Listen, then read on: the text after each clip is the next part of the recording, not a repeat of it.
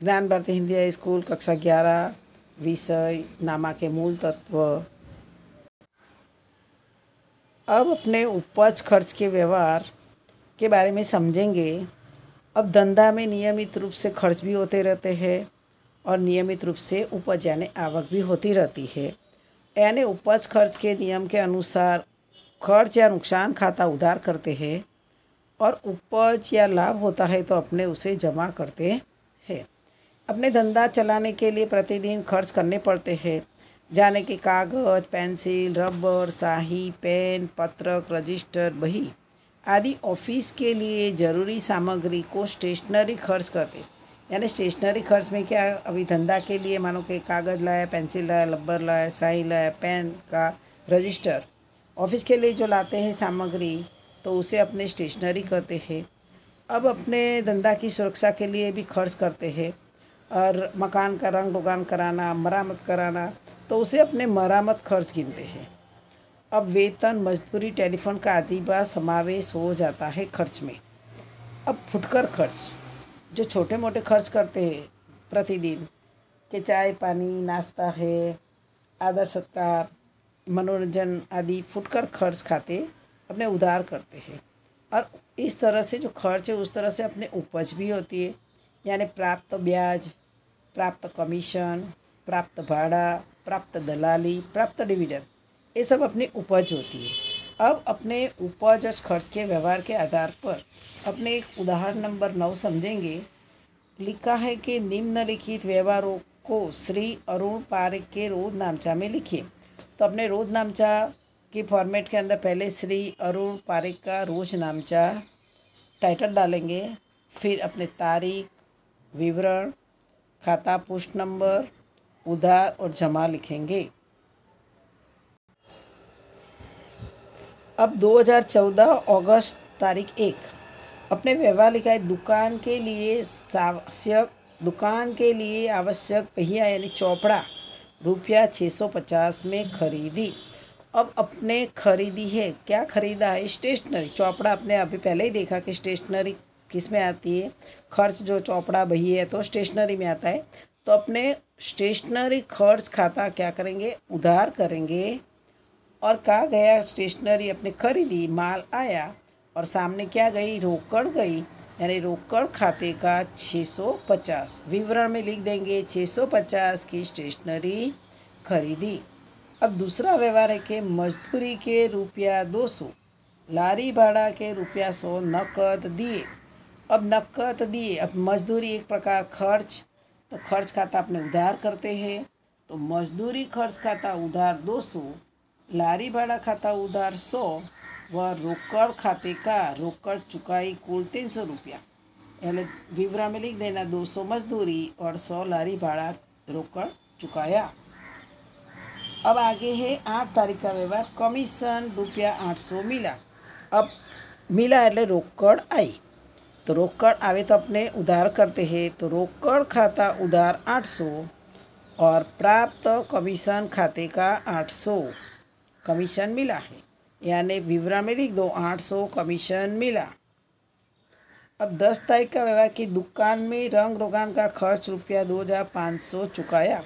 अब दुकान की मरम्मत की, रंग रोगान कराया तो अपने क्या करने का? मरम्मत खर्च खाते ले जाने का। मरम्मत खर्च खाता उधार 2500, तो रोकड़ खाते का 2500 विवरण में लिख देने का 2500 दुकान में रंग रोगान के खर्च का चुकाया।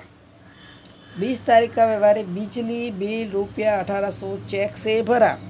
अब बिजली बिल एक खर्च है, यानी बिजली खर्च खाता उधार 1800 और रकम अपने रोकड़ के बदले चेक द्वारा चुकाई है तो बैंक देने वाली हुई એટલે बैंक खाते का 1800 विवरण में लिख देना 1800 बिजली बिल चेक से भरा। अब दुकान 25 तारीख का दुकान के उद्घाटन प्रसंग पर चाय पानी नाश्ता का 1200 चुकाया। तो ये छोटा मोटा खर्च है, तो फुटकर खर्च खाते, फुटकर खर्च खाता उधार 1200 रोकड़ खाते का 1200, यानी 1200 चाय पानी नाश्ते का नकद चुकाया।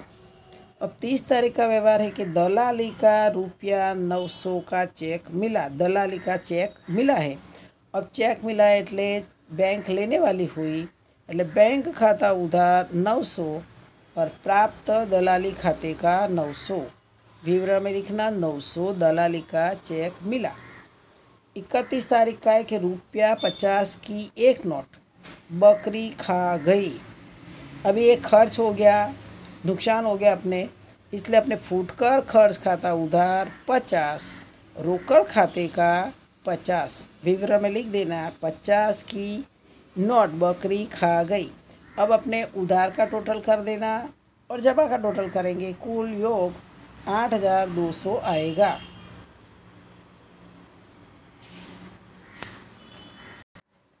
अब अपने डूबत ऋण और डूबत ऋण वापसी के व्यवहार के बारे में समझेंगे। डूबत ऋण है, उसका दूसरा नाम है अशोधनीय ऋण। अब डूबत ऋण के बारे में समझेंगे कि जब धंधा में माल की बिक्री बढ़ाने के लिए उधार विक्रय किया जाता है। जब कोई ग्राहक दिवालिया घोषित हो तब ग्राहक के पास से लेनी निकलती रकम संपूर्ण या अंशतः वसूल नहीं हो सकती है। ऐसी जो वसूल नहीं हो सकती रकम को अपने क्या कहेंगे? डूबत ऋण कहेंगे। यानी कि अपने उधार बिक्री बढ़ाने के लिए किसी को माल उधार बेचा, अब वो व्यक्ति जो पैसा देने में असमर्थ हो जाता है, अपने उसके पास से रकम नहीं मिलती है, तो अपने संपूर्ण भी ना मिले या तो थोड़ी रकम मिले और थोड़ी ना मिले, तो जितनी रकम नहीं मिलती उसे अपने क्या कहते? डूबत ऋण या तो अशोध्य ऋण कहते हैं। या डूबत ऋण क्या होगा? धंधा के लिए नुकसान हो जाएगा, इसलिए अपने डूबत ऋण खाता उधार किया जाएगा। यानी डूबत ऋण की उधार बाकी रहेगी और रकम नहीं देने वाला ग्राहक या देनदार का खाता जमा करके उसे अपने बंद कर देते हैं। अब मानो कि उदाहरण के तौर पे यहाँ लिया है कि अनिल दिवालिया होने से उसके पास से लेना ₹500 अब लिखित किए। डूबत ऋण 500 हुई, मतलब अनिल दिवालिया हो गया है, इसलिए अनिल के पास से कितनी रकम नहीं मिलेगी? 500। तो डूबत ऋण 500 उधार और वह अनिल खाते ₹500 जमा करने से उसका खाता क्या हो जाएगा? बंद हो जाएगा। अब अपने दूसरा है कि डूबत ऋण वापसी। अब जो भूतकाल में डूबत ऋण के रूप में अपलिखित रकम ग्राहक या देनदार आर्थिक स्थिति सुधरने पर वापस करता है, तो ऐसी वापसी रकम को डूबत ऋण वापसी कहते हैं। डूबत ऋण वापसी धंधा की उपज होने से डूबत ऋण वापसी खाता जमा किया जाता है। डूबत ऋण वापसी खाता जमा किया जाता है और रोकड़ धंधा में आने से रोकड़ खाता उधार होता है। किसी भी संजोग में ग्राहक या देनदार का खाता जमा नहीं होता है। भूतकाल में हिसाबी बही में ग्राहक का खाता बंद कर दिया है। अपने जब डूबत ऋण वापसी आती है, जो भूतकाल के अंदर डूबत ऋण अपलिखित किया और पर लेकिन जब ग्राहक की स्थिति, देनदार की स्थिति सुधरती है तो रकम क्या करता है? वापस दे जाता है। तो ऐसी जो रकम आती है तो उसे अपने डूबत ऋण वापसी कहते हैं। अब उसके बारे में अपने एक सवाल समझेंगे। अब अपने उदाहरण नंबर 11 देखेंगे। श्री ओमकार ट्रेडर्स के नाम से प्रारंभ किए धंधा के निम्नलिखित व्यवहारों को उसकी रोज नामचा में लिखो। तो अपने श्री ओमकार ट्रेडर्स की बही में रोज नामचा लिख देंगे। फिर अपने शुरुआत करेंगे तारीख, विवरण, खाता पुष्ट नंबर, उधार और जमा। अब अपने 2014 अक्टूबर मास तारीख 1 है। अब 1 तारीख का व्यवहार के अंदर ₹40,000 रोकड़, 10,000 का फर्नीचर, 8,000 का माल स्टॉक और 20,000 की प्रज्ञा की 8% की लोन लेकर धंधा प्रारंभ किया। अब अपने पास में क्या हुआ? रोकड़ आई है 40,000 रोकड़, तो अपने क्या करो? रोकड़ खाता उधार करो।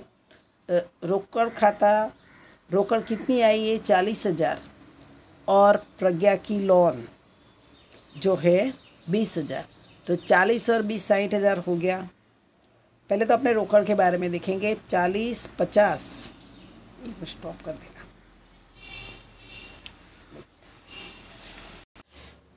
अब देखो, जो रोकड़ खाता में अपने 60,000 लिखा है, कैसे आया मैं बताती हूँ।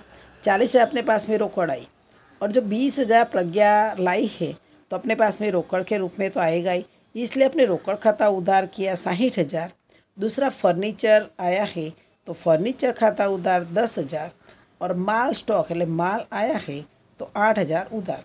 तो अपने रोकड़ खाता उधार 60,000, फर्नीचर खाता उधार 10,000, माल स्टॉक खाता उधार 8,000। वह जमा में क्या करेंगे, प्रज्ञा की लोन खाते 20,000, और पूंजी खाते जो डिफरेंस था 78,000 में से अपने 20,000 माइनस कर देंगे तो बाकी बची वो पूंजी के रूप में लाए पूंजी खाते का 58,000 એટલે धंधा में ले गए। એટલે व्यवहार में क्या लिखोगे, विवरण में 40,000 रोकड़, 10,000 फर्नीचर, 8,000 माल स्टॉक और 20,000 8% की प्रज्ञा की लोन लेकर धंधा अपने प्रारंभ किया है। अब दूसरा, अब पेढ़ी तारीख 2 के अंदर पेढ़ी के मुहूर्त के समय आइसक्रीम और अन्य खर्च 3500 चुकाए थे, नया 500 चुकाए। अब अपने फुटकर खर्च आएगा, छोटे मोटे खर्चे। फुटकर खर्च खाता उधार 3,500, और सामने रोकड़ गई यानी रोकड़ खाते का 3,500। विवरण में लिखेंगे 3,500 पेढ़ी के मुहूर्त के समय खर्च किया, खर्च चुकाया। 3 तारीख का व्यवहार है, बैंक ऑफ बड़ौदा में 25,000 भर कर खाता खुलवाया। अब बैंक ऑफ बड़ौदा में खाता खुलवाया એટલે बैंक लेने वाली हुई, लेने वाला खाता व्यक्ति खाते का नियम लगेगा। लेने वाला खाता उधार तो बैंक ऑफ बड़ौदा खाता उधार, और सामने रोकड़ जाती है એટલે रोकड़ खाते का 25,000 बैंक में नकद भर कर खाता खुलवाया। अब 4 तारीख का व्यवहार है, इलेक्ट्रॉनिक तराजू यानी कांटा 4,000 में खरीदा। अब जो इलेक्ट्रॉनिक मतलब अपने जो तोल माप के जो साधन है उसको डैश स्टॉक खाता में ले जाना होता है, એટલે डैश स्टॉक खाता उधार 4,000 और रोकड़ खाते का 4,000 इलेक्ट्रॉनिक तराजू खरीदा। अब 5 तारीख का व्यवहार है कि नौका ट्रेडर्स के पास से 5,000 का यंत्र खरीदा और यंत्र स्थापना खर्च के 500 चुकाए। अब अपने यंत्र खरीदा है 5,000 का, पर उसको स्थापित करने का खर्च 500 हुआ है, तो अपने यंत्र खाता कौन कितना डालेंगे, 5,000 में 500 प्लस कर देंगे, એટલે यंत्र खाता उधार 5,500।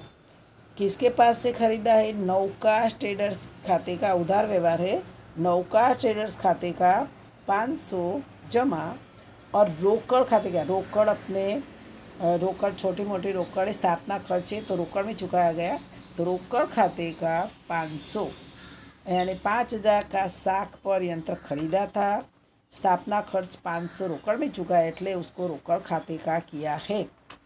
अब 8 तारीख का व्यवहार के शिवम ट्रेडर्स में से 10,000 का माल 10% व्यापारी बट्टा से खरीदा, लारी भाड़ा के 50 नकद चुकाए। और अपने आगे के वीडियो में ही देखा था कि जो व्यापारी बट्टा होता है तो अपने पहले माइनस करेंगे 10,000 का 10,000 गुणा 10 भागा 100 करो तो अपने पास में 1,000 रुपया क्या आएगा, खरीद मतलब जो अपने व्यापारी बट्टा खरीदा तब मिला, तो अपने 10,000 में से 1,000 माइनस कर देंगे तो 9,000 आएगा। तो खरीद खाता उधार 9,000, और लारी भाड़ा का जो 50 चुका है तो लारी भाड़ा खाता उधार 50, जमा में शिवम ट्रेडर्स खाते का 9,000 और रोकड़ खाते का 50। अब अपने 10,000 का माल 10% व्यापारी बट्टा से खरीदा और जो 50 लारी भाड़ा का नकद चुकाया, ऐसा विवरण में लिखेंगे। अब 10 तारीख का व्यवहार है कि घर भाड़ा रुपया 7,000 नकद चुकाया और जीवन का बीमा प्रीमियम 1,200 चेक से भरा और घर भाड़ा 700 नकद चुकाया है। अब अपने घर भाड़ा नकद चुकाया है तो घर भाड़ा और जो बीमा प्रीमियम दोनों साथ में मिला लिया है, और घर भाड़ा 7,000 नकद और जीवन बीमा प्रीमियम 1,200 चेक से भरा है। तो आहरण खाता उधार कर दो तुम लोग, 7,000 प्लस 1,200 करोगे तो 8,200। अब अपने रोकड़ में जो चुकाई, रोकड़ गई कितनी घर भाड़ा का चुकाया तो रोकड़ खाते का 7,000 और बैंक खाते का 1,200, यानी 7,000 घर भाड़ा रोकड़ से और 1,200 जीवन बीमा प्रीमियम चेक से भरा, यानी आरण हुआ था એટલે आरण खाता डाला है। अब 12 तारीख का व्यवहार है। आकाश ट्रेडर्स को 5,000 का माल 10% व्यापारी बट्टा और यदि 10 दिन में रकम चुकाए तो 10% रोकड़ बट्टा की शर्त से माल बेचा। तो अपने पहले क्या करेंगे, 5,000 का 10% व्यापारी बट्टा माइनस करो। 5,000 का 10% तो 500 रुपया आएगा तुम्हारा व्यापारी बट्टा। तो अपने 5,000 में से क्या करो, 500 माइनस कर दो तो 4,500 आएगा। तो आकाश ट्रेडर्स खाता उधार 4,500, बिक्री खाते का 4,500। विवरण में लिखेंगे 5,000 का माल आकाश ट्रेडर्स को 10% व्यापारी बट्टा से बेचा। अब 15 तारीख का व्यवहार में क्या है कि आकाश ट्रेडर्स ने तारीख 12 के व्यवहार की आधी रकम चेक से चुकाई। अब जो 12 के व्यवहार में आपने देखा कि 5,000 का माल था 10% व्यापारी बट्टा से और उसने बेचा था 4,500, पर उसमें से अपने कितनी रकम मिली है, आधी रकम चेक से चुकाई। तो 15 तारीख के व्यवहार में अपने बैंक खाता उधार, अब अपने आधा करने का तो 4,500 का अपने 2 से भाग दे दो तो कितना आ जाएगा, 2,250। 2,250 अपने आकाश ट्रेडर्स का था। अब अपने जो 12 तारीख का व्यवहार फिर से समझाओ। आकाश ट्रेडर्स का जो माल बेचा था वो कितना था, 4,500 का।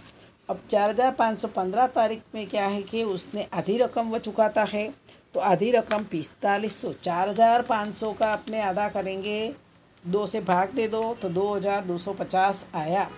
अब जो 2,250 आया और उसकी कंडीशन क्या थी कि जो वो 10 दिन के अंदर रकम चुकाए तो 10% रोकड़ बट्टा चुकाने का। तो अपने तो 12 तारीख को इसने बेचा और बाद में 3 दिन में उसने रकम चुकाई है, तो उसके अंदर अपने 2,250 का 10% करेंगे तो 225 क्या मिलेगा, रोकड़ बट्टा मिलेगा।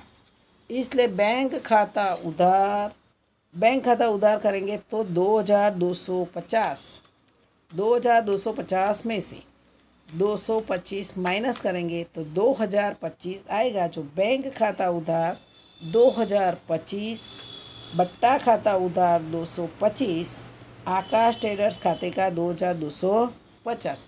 यदि इसको इस तरह से जिसको समझ में ना आवे तो उसके लिए मैं दूसरी रीत बता रही हूँ कि 2,250 है, 2,250 उसमें से अपने क्या किया, बट्टा कितना निकाला, 225, तो माइनस कर दो तो कितनी रकम आ जाएगी, 2,025, जो ला लेंगे बैंक खाता उधार में। अब 18 तारीख में क्या है कि आकाश ट्रेडर्स ने 700 का माल अपने को वापस किया। अब जो आकाश ट्रेडर्स के माल बेचा था वो वापस आया, मतलब बिक्री माल वापसी खाता उधार कितना करने का, 700 ने आकाश ट्रेडर्स खाते का 700। अब आगे 20 तारीख में क्या है कि बैंक ऑफ बड़ौदा में से दुकान खर्च के लिए 2,000 नकद निकाले। अब अपने बैंक में से रोकड़ निकाली है, अपने पास में रोकड़ आई, यानी रोकड़ खाता उधार 2,000 और बैंक ऑफ बड़ौदा देने वाली है। व्यक्ति खाते के नियम के अनुसार बैंक ऑफ बड़ौदा खाते का 2,000 लिखेंगे। विवरण में लिखेंगे 2,000 दुकान खर्च के लिए बैंक में से निकाले। अब आगे अपने 21 तारीख का व्यवहार है। अमर ट्रेडर्स में से 6,000 का माल 10% व्यापारी बट्टा 5% रोकड़ बट्टा से खरीदा, आधी रकम रोकड़ में चुकाई। अब अपने 6,000 का माल खरीदा है तो खरीदा है એટલે खरीद खाता उधार तो हो जाएगा, माल आया है। अब अपने पास में 6,000 था, 6,000 का 10% क्या किया है, व्यापारी बट्टा। तो 6,000 गुणा 10 करो भागा 100 करो तो कितना आएगा, 600। तो अपने 6,000 में से 600 माइनस कर दो तो 5,400 आएगा। अब अपने एंट्री करेंगे खरीद खाता उधार 5,400। अब रोकड़ खाते उधार बट्टा कितना मिला और बाकी रकम कितनी बची, इसमें क्या लिखा है उसने आधी रकम तुरंत चुकाई। तो अपने पास में कितना था 5,400। अपने 5,400 का पहले आधा कर दो, 2,700 आएगा। वो 2,700 रकम अपने को एक रकम मिलेगी और एक रकम मिलेगी नहीं। तो जो रकम नहीं मिलने वाली उसको अमर ट्रेडर्स खाते का 2,700 लिख दो। अब अमर ट्रेडर्स का लिखा, फिर 2,700 जो बचा 2,700 का अपने कितना प्रतिशत रोकड़ बट्टा मिल रहा है, 5% रोकड़ बट्टा मिल रहा है। तो अपने 2,700 को 5 से गुणा करो और 100 से भाग करो तो कितना आएगा 135। तो अपने 135 प्राप्त बट्टा हुआ। तो प्राप्त बट्टा खाता उधार 135 कर दिया। अब जो रोकड़ अपने ढूंढने की, तो रोकड़ ढूंढने के लिए इजी कर देंगे, 2,700 माइनस कर दो तुम लोग 135, तो आ जाएगा 2,565। खरीद खाता उधार 5,400, रोकड़ खाते का 2,565, प्राप्त बट्टा खाते का 135, अमर ट्रेडर्स खाते का 2,700। अब अपने विवरण में लिंक 24 तारीख का व्यवहार में 500 का माल महिला विकास गृह को धर्मादा में दिया। अब धर्मादा में दिया है, एक प्रकार खर्च है, धर्मादा खर्च खाता उधार 500 और खरीद खाते का 500। अब विवरण में लिख देने का 500 का माल धर्मादा में दिया। 25 तारीख का व्यवहार के नमूना के रूप में 750 का माल मुफ्त बांटा। तो विज्ञापन खर्च खाता उधार 750, खरीद खाते का 750 लिखेंगे। 750 का माल विज्ञापन के लिए मुफ्त में बांटा। अब 26 तारीख का व्यवहार क्या है कि विकास एजेंसी को 3,000 का माल भेजने का ऑर्डर दिया। अब इसके अंदर खाली भेजने का ऑर्डर दिया है, माल मंगाया नहीं है। माल नहीं मंगाया इसलिए उसे गैर आर्थिक व्यवहार या तो बिन आर्थिक व्यवहार है, कोई लेन देन होती नहीं, इसलिए अपने उसकी प्रविष्टि जो अपने एंट्री करते हैं उसे प्रविष्टि करते, तो प्रविष्टि होगी नहीं। अब 28 तारीख का व्यवहार है धंधा का मालिक ₹2,000 का माल और पुत्र की ट्यूशन फीस भरने के लिए 800 नकद धंधा में से ले गया। अब पता है कि ले जाता है तो आहरण खाते में डालेंगे। तो आहरण खाता उधार 2,000 और 800 यानी कुल 2,800 हो जाए 2,800। आहरण खाता उधार 2,800, खरीद खाते का 2,000, रोकड़ खाते का 800। विवरण में लिखने का 2,000 का माल और 800 निजी उपयोग के लिए ले गए। अब अपने पास में पहला व्यवहार में प्रज्ञा की 8% की लोन पर 3 मास का ब्याज चुकाया। प्रज्ञा की लोन कितनी थी, पहला ही व्यवहार में अपने प्रज्ञा की लोन 20,000 की थी और 8% ब्याज था। तो अपने इसकी गणना करेंगे। पहले लोन 20,000 की थी, 20,000 गुणा 8 भागा 100 करो, 20,000 गुणा 8 भागा 100, तो अपने पास में कितना आता है 1,600। पर लेकिन अपने कितने मास की, 3 मास की चुकाते तो पूरा 1,600 नहीं चुकाएंगे। तो अपने 1,600 को क्या करो 1,600 गुणा 3 भागा 12 वर्ष के 12 महीना होते हैं। तो अपने 3 मास का ब्याज कितना आएगा 400। फिर से 20,000 की लोन गुणा कितने प्रतिशत की है 20,000 की लोन 8% की है, तो गुणा 8।